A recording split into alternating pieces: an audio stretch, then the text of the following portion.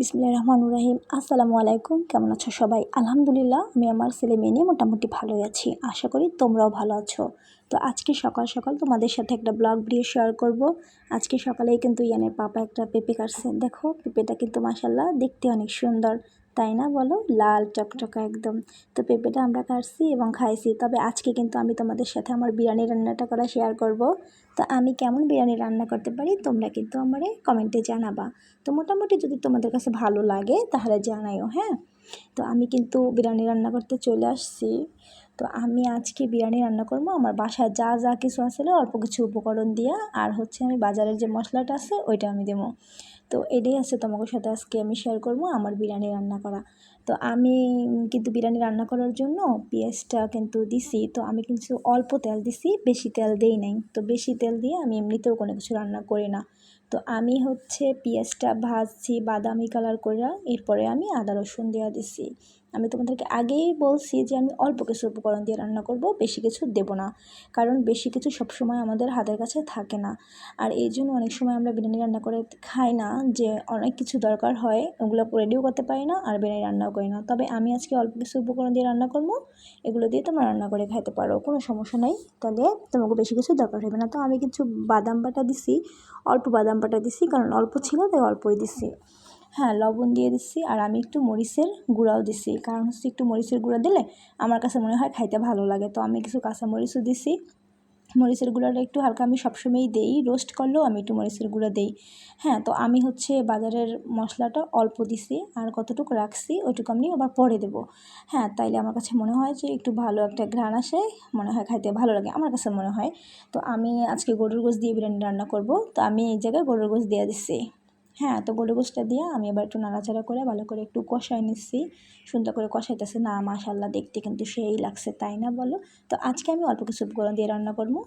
হ্যাঁ, অনেক সময় আমরা গ্রামে থাকি, গ্রামে তো আর সব কিছু আমাদের হাতের কাছে থাকে না। যারা শহরে থাকে তারা তো বিরিয়ানিতে অনেক কিছু দেয়, তো আমরা তো আর অনেক কিছু দিতে পারি না। তো এই দেখো আমার মেয়ে দোতলার উপরে উঠে বসছে, দোতলার উপরে উঠে মহা খুশিতে আছে। তো সারাক্ষণই সে দোতলার উপরে উঠতে থাকে যতক্ষণ হের মামু থাকে। তো আমি কিছু আজকে অল্প কিছু উপকরণ দিয়ে বিরিয়ানি রান্না করবো, কারণ আমরা গ্রামে থাকি, গ্রামে কিন্তু সব কিছু হাতের কাছে থাকে না। হ্যাঁ, যারা শহরে থাকে তারা হচ্ছে অনেক কিছু দিয়ে রান্না করে। তো আমাদের কাছে তো আর অনেক কিছু নয়, আমাদের কাছে যা আছে এটা দিয়েই আমরা রান্না করবো। আমরা গ্রামের মানুষ, গ্রামের মানুষরা যা কিছু হাতের কাছে পাই তা দিয়ে রান্না করি, আর ওইটাই আমার কাছে মজা।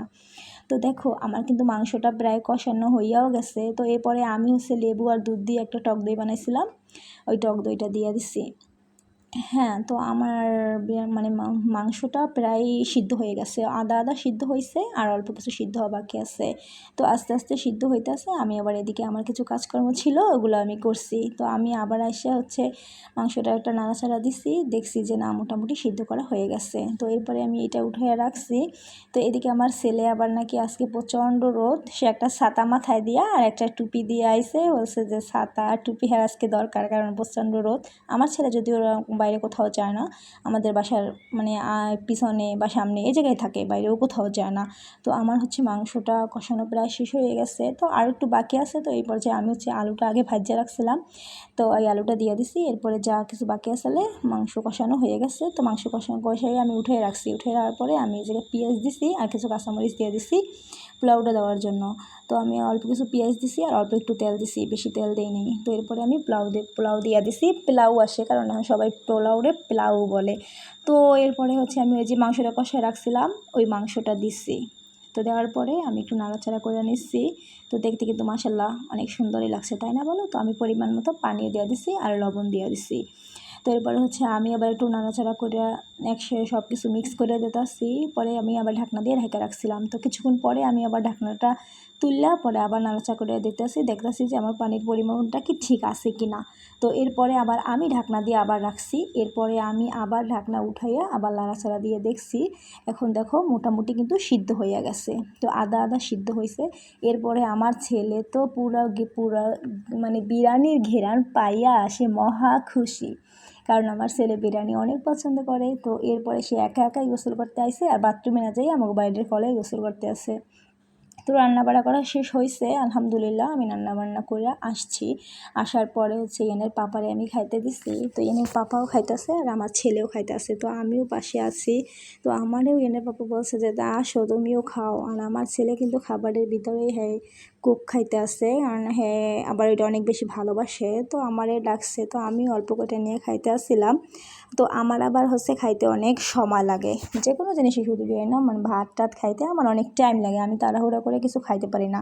আর হ্যাঁ আর কি তাড়াহুড়া করে অল্পের মধ্যে খাইয়া লাইতে পারে। তো আমি এত কষ্ট করে সারাদিন বইয়া রান্না বান্না করে রানলাম, এত অল্প অল্প সময় খাইলালে কি হয়, আস্তে আস্তে খাইতে হবে না, তৃপ্তি একবারে সুন্দর করে তৃপ্তি মিলেই তো খাইতে হবে। তো আজকে বিরিয়ানিটা আমার রান্না করা কিন্তু মাশাআল্লাহ অনেক সুন্দর হয়েছে, আর খাইতেও কি অনেক টেস্ট হয়েছে।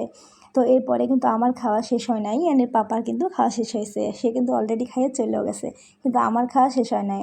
আমি হচ্ছে আবার একা একা বসছি, বসে আস্তে আস্তে নিয়া সালাদ নিয়ে বিরিয়ানিটা খাওয়া শুরু করছি। তো আমি কিন্তু বিরিয়ানিটা অনেক আগেই খাওয়া শুরু করে দিছি, কিন্তু আমার এখনও কিন্তু খাওয়া শেষ হয় নাই। তবে হ্যাঁ আমার আর আমার ছেলের কিন্তু বিরিয়ানিটা অনেক পছন্দের, আর ইয়ানের পাপাও মোটামুটি পছন্দ করে, তবে ইয়ানের দাদা দাদু অত বেশি পছন্দ করে না। ইয়ানের দাদা তো মোটেও পছন্দ করে না, আর দাদুও পছন্দ করে, অল্প স্বল্প খায়। তো আমি আর ইয়ানি বেশি পছন্দ করি বিরিয়ানি রান্না করলে আমাকে বাসায় আমরা দুই মা ছেলেই বেশি খাই। তো আমি হচ্ছে এই জায়গায় আস্তে আস্তে খাইতেছি। তো মোটামুটি কিন্তু বিরিয়ানিটা আজকে মাশাআল্লাহ অনেক দেখতেও ভালো হয়েছে, আর খাইতেও কিন্তু মাশাআল্লাহ অনেক ভালো লাগছে। তো আমি অল্প কিছু দিয়ে রান্না করছি, অল্প কিছু উপকরণ দিয়ে রান্না করছি, তাতেও কিন্তু মাশাআল্লাহ অনেক মজা হয়েছে। তো তোমরা চাইলে এরকম অল্প কিছু উপকরণ দিয়ে বিরিয়ানি রান্না করে খেতে পারো, হ্যাঁ বাচ্চাদেরকে খাওয়াতে পারো, কারণ বেশি কিছুর দরকার হয় না। তো সবাই আমার চ্যানেলটা প্লিজ একটু সাবস্ক্রাইব করে দিও, আর দেখা লাইক কমেন্ট শেয়ার করো। আল্লাহ হাফেজ।